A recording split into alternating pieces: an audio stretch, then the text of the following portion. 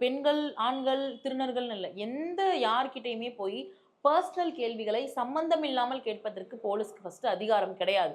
அவங்க பாதுகாப்பதற்காகவும் சட்ட விதிமீறல் நடந்தா அங்க போய் விசாரிச்சு, அத தடுத்து அது மேல நடவடிக்கை எடுக்கிறது தான் போலீஸோட வேலை.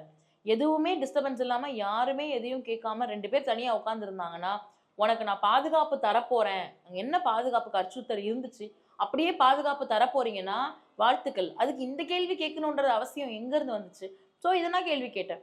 இத கேள்வி கேட்டதுக்காக அவ்வளவு வந்து சைபர் வயலன்ஸ் நடக்குது. இந்த இந்த இவள வந்து பண்ணியிருக்கணும், இவள இப்படி பண்ணியிருக்கணும், இது வந்து வக்கீலுங்கிற திமிரு, என்னென்னமோ ரொம்ப ஆபாசமான கமெண்ட்ஸ் என்னென்னமோ பேசுறாங்க. ஆக்சுவலா என்னன்னா, இதுல வந்து நீங்க புரிஞ்சுக்க வேண்டியது ஒரு விஷயம் தான்.